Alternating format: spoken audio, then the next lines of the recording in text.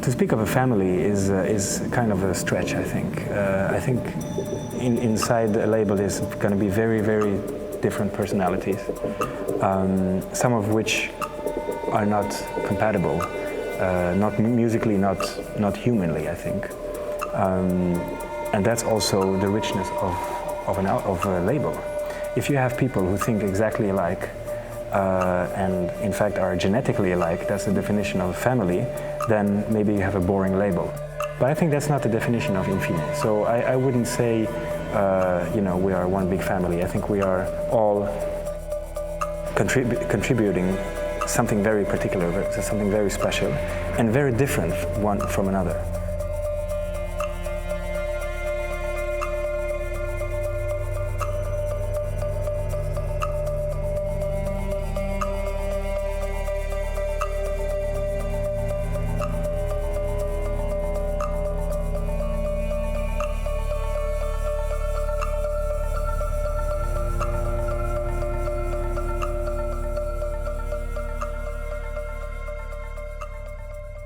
Je pense que ce qui anime mon écoute depuis toujours, c'est de la curiosité. Donc, je pense qu'au collège, j'ai eu une espèce de mue où je me suis libéré des courants les plus dominants qui à l'époque étaient, je sais pas moi, AC/DC, Bob Marley, pour commencer à m'intéresser à des choses un peu plus niches.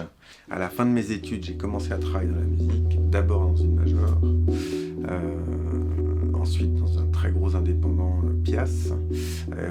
C'est cette accumulation d'expériences qui m'a, et du coup aussi de sentiments de manque et de frustration par rapport à un certain type de musique, à certains types d'artistes qui n'étaient, de mon point de vue, pas représentés. Associé à la rencontre ensuite avec Agoria et Yannick Matray, qui a été le stimuli pour créer Infine. Je pense qu'au départ de Infine, pour la direction artistique, effectivement, elle est à l'image de la rencontre avec Francesco. Tout d'un coup, on avait un musicien de formation classique qui s'intéressait au chant de la musique contemporaine et à la musique électronique, et que c'est ce genre de croisement qui a ensuite animé la suite du catalogue. Alexandre est beaucoup plus qu'un producteur. Pour moi, c'est un ami à la base.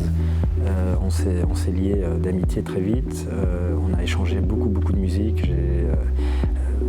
Il a exercé un petit peu de mentor, on peut dire, de m'envoyer plein de sons, des sons techno, mais pas forcément que techno. Moi, j'étais un pianiste acoustique. Depuis l'aventure Infine, je suis peut-être un pianiste électrique ou électronique. I know Strings of Life from 1989, but I also know Francesco Tristano's version of Strings of Life from 2000, 2001, whenever it was, maybe 2004 when he did it. So it's a song, it's a piece of music that I know and love, but it's also a piece of music that has re-influenced me in some ways. And Francesco had told me that once when he played it, I can't remember if he was here in Paris or somewhere else, but he played the compositions that were part of his show, and then he played Strings of Life. And he said an older lady came up to him, probably in her 60s or 70s, and said, that last piece that you played, who's the composer? And when you think about techno music, you don't think of who's the composer. You think of, who's the DJ. Of course, it's great when younger people come into the scene that weren't there in the beginning, and they can be influenced by it. It can touch their soul, and then they can reinterpret it so that the next generation of people are going to appreciate. And that's a wonderful thing about music. So, it's not about doing a piece and it influences people now and then it goes away. It's always about the music recycling itself and people finding that music and being re-inspired or inspired for the first time, and then do something that's inspired by it, and then re-inspiring people that already know the music. So.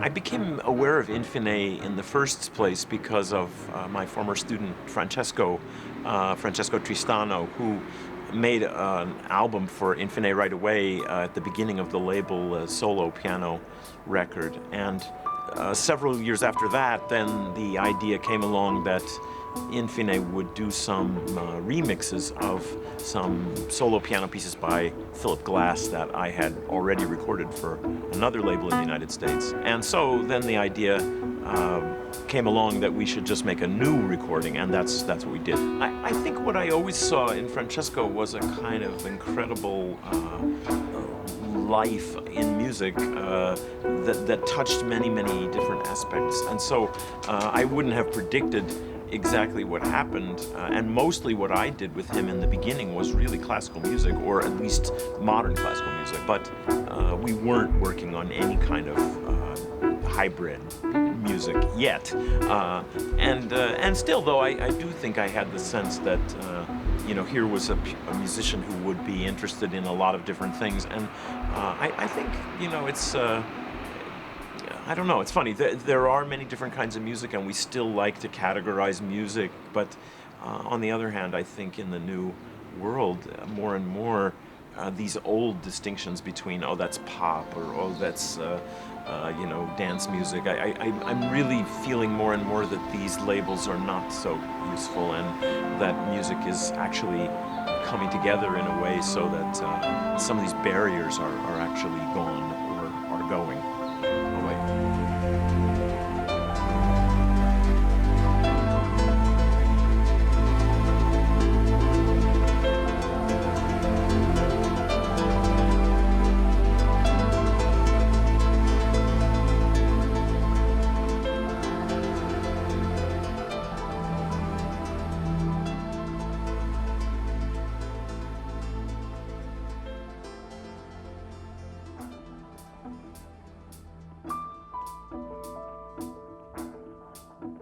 Donc in fine, au départ, nous étions 3 associés, donc évidemment Agoria continuait ses activités de DJ, et c'était un peu notre RP international, parce qu'il parlait de nous aux journalistes, aux artistes dès qu'il le pouvait, sachant qu'Alexandre, lui, à l'époque, a été contacté par Warp pour monter le bureau français de Warp, qui existe toujours, et il a été accueilli chez notre distributeur à l'époque physique et digital qui s'appelait Discographe. Et donc il avait un bureau là-bas, et dès qu'il avait un petit peu de temps, il bossait sur Infine. Sachant que dès le départ, il avait dit à Warp qu'il montait un label et qu'il allait consacrer peut-être 50% de son temps à ça. En revanche, moi, à l'époque, j'ai travaillé à l'Adami, et en fait, moi, je travaillais entre midi et 2 et le soir pour Infine, et voilà, je m'arrangeais un petit peu dans la journée pour répondre à quelques mails, mais j'étais pas du tout à plein temps sur Infine. Donc au bout d'1 an et demi, je me suis rendu compte que c'était impossible de gérer les deux. J'ai fait une mission au FCM, qui est le Fonds pour la création musicale, pendant 6 mois, et qui m'a permis par la suite de me consacrer à 100% à Infine, en tout cas pendant 24 mois, et ensuite anticiper l'avenir d'Infine, et du coup maintenant être salarié d'Infine.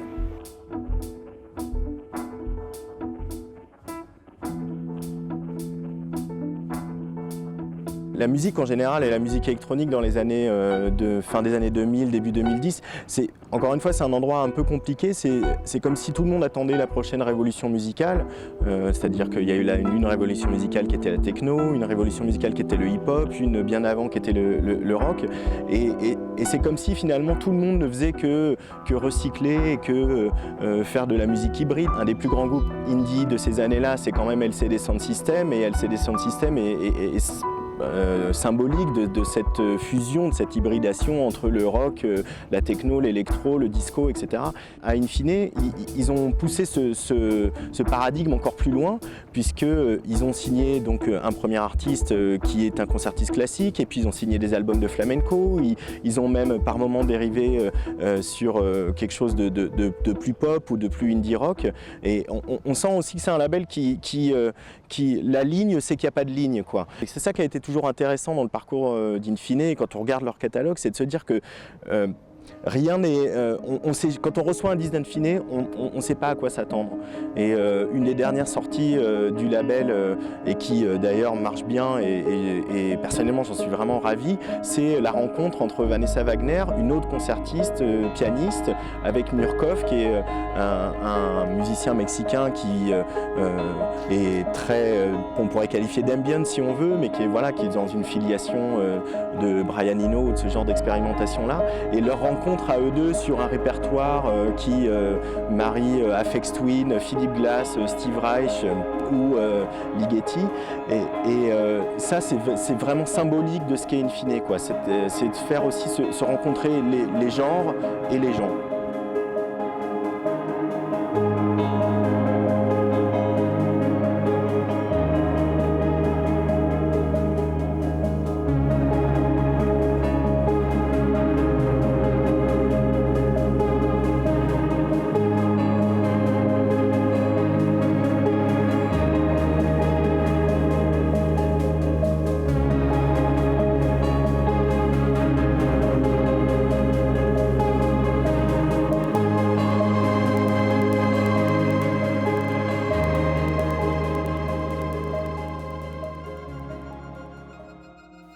Conozco a Alex de Kazakh desde hace muchísimos años. Creo que desde antes de que se fundara Infine. Y desde entonces ya me comentaba de sus planes y esto. Entonces, pues lo conozco desde antes de su fundación.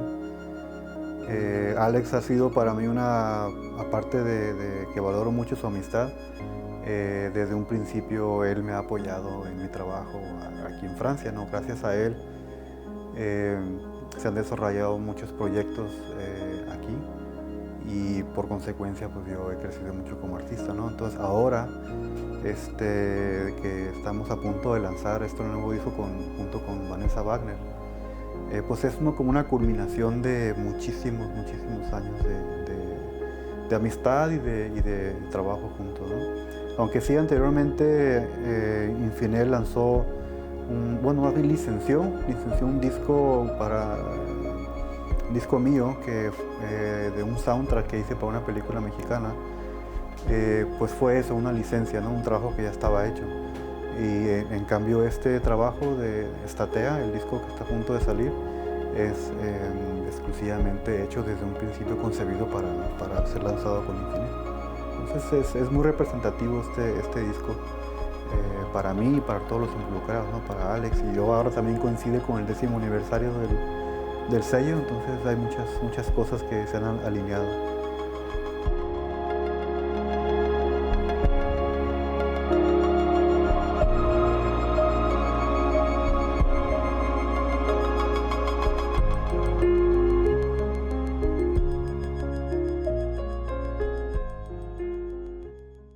Au début, les premières signatures, c'est des artistes qu'on avait déjà repérés avant ou en créant le label.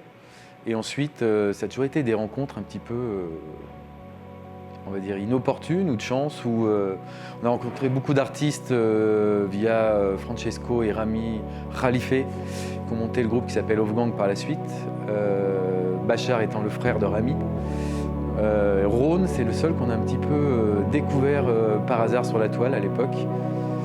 Voire même c'est lui qui nous a envoyé des maquettes.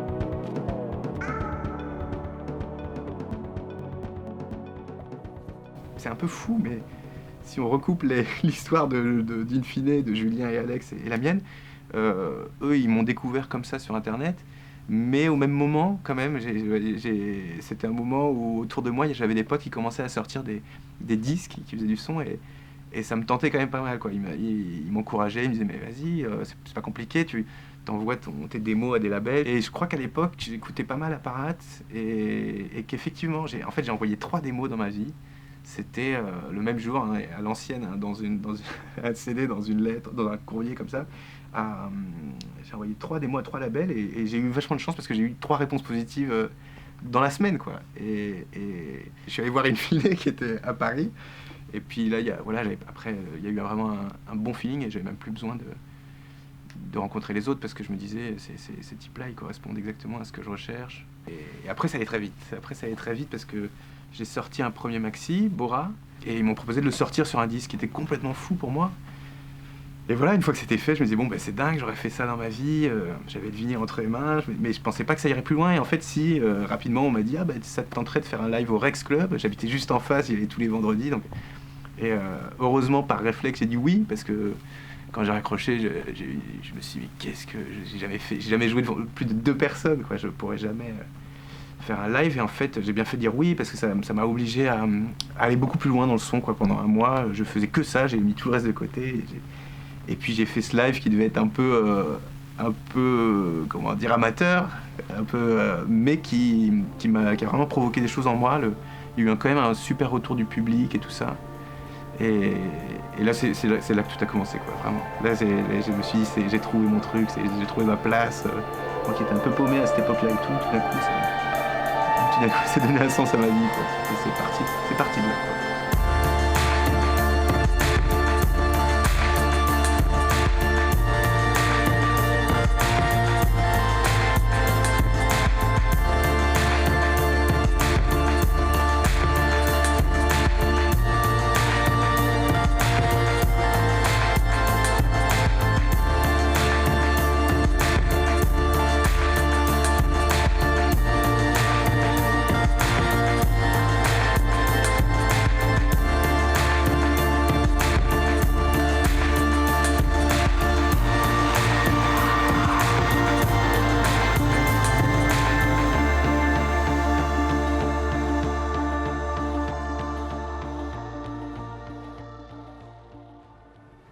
Pour moi, en fait, ce qui est marquant pour moi, c'est que je suis arrivé pour une édition du workshop Infine. C'était le début de mon stage et c'était quasiment la première fois que je rencontrais à la fois toute l'équipe, tous les artistes qui participaient au workshop et toutes les personnes qui gravitaient autour. Et j'étais quasiment incapable de savoir qui était vraiment dans le label et qui ne l'était pas. En fait, ils formaient tellement une entité entière, ce qui est le cas particulier du workshop, mais que tout le monde se sentait participer à la même, au même travail, à la même activité de manière complètement égale. Pour moi, un des éléments fondateurs, un des moments fondateurs du label Infine et de son histoire, c'est vraiment ces workshops, comme ils les ont appelés, qu'ils ont fait au Normandou. Il y a eu 5 éditions et ça démontre plusieurs choses. Alors ça démontre déjà vraiment le côté crossover, expérimental et puis incubateur de projets musicaux. Voilà, c'est là où les rencontres se font. Effectivement, Vanessa Wagner et Murkoff se sont rencontrés au Normandou.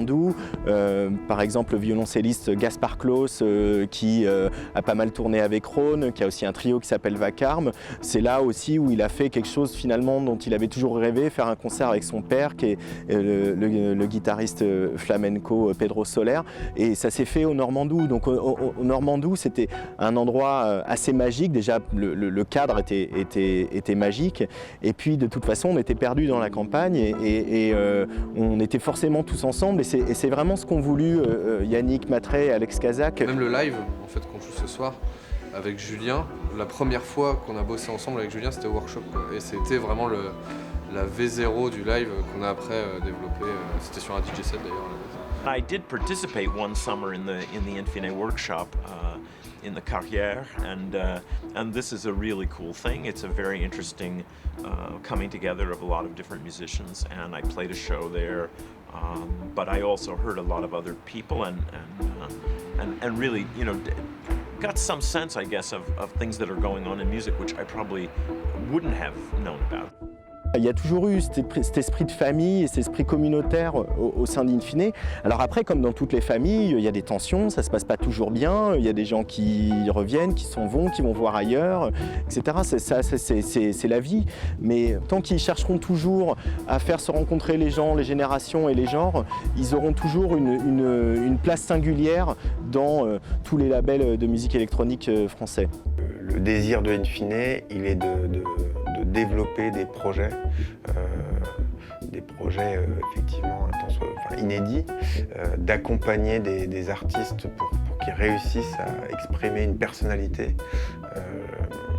Oui, l'envie, c'est vraiment de développer des choses qui ont de la saveur, qui ont des fortes personnalités. Même si on peut penser Infine comme un label de musique électronique ou comme un label de musique classique, ça va au-delà de ça. Il y a beaucoup plus de prise de risque, il y a beaucoup plus d'envie de découvrir et de croiser les genres. Depuis 1 an et demi, on a lancé une série de compilations qui s'appelle Explorer. Et c'est un peu le terrain de jeu. Notre terrain de jeu, c'est un moment où, comme son nom l'indique, on peut aller chercher et très loin des choses nouvelles. Et j'ai l'impression que Explorer alimente beaucoup la suite de Infine. La compilation Explorer, ça a commencé avec la volonté de se dire il y a tellement de musique qu'on écoute tous les jours, tellement de jeunes artistes émergents qui n'ont pas la chance d'être signés sur des labels, d'être connus pour X ou Y raison. Pourquoi nous, on n'aurait pas l'audace de tous les rassembler et d'en faire la promotion de manière globale et du coup peut-être de manière moins risquée, mais au moins de rassembler les forces de tous ces jeunes artistes. Ma curiosité m'a fait prendre pas mal de chemins, de routes, y compris des routes de traverse, et que voilà, cette curiosité, j'ai l'impression qu'elle reste aujourd'hui mon moteur dans une envie de découvrir des choses nouvelles, de susciter des rencontres ou de découvrir des nouvelles rencontres. Je pense qu'on a prouvé en 10 ans qu'on était capable de développer des carrières d'artistes. Il ne s'agit pas que de sortir des disques et d'avoir une réussite commerciale ou de communication avec ces disques. On se doit d'avoir de l'engagement. Donc l'engagement, il est de proposer des choses différentes. Il est de donner de la voix et d'ouvrir des portes à des gens qui n'ont pas forcément accès à ces portes. Donc il y a une nouvelle génération d'artistes qui arrive et qui, j'ai l'impression, sont en train de préfigurer l'avenir du label. Et voilà, l'avenir du label, il est à leur image, donc ils sont de différentes origines, de sexes différents et de cultures très très différentes. Les modes, ça passe. La mode techno à Paris, elle va passer comme les autres. Et qu'est-ce qui restera de ça? Il restera des grands disques par des artistes qui ont une personnalité forte. Et pour moi, c'est ça, ça doit rester ça in fine dans l'avenir. Et pas se définir à un style ou pas coller à une mode parce qu'ils ne l'ont jamais fait et ils le feraient mal parce que c'est pas leur raison d'être.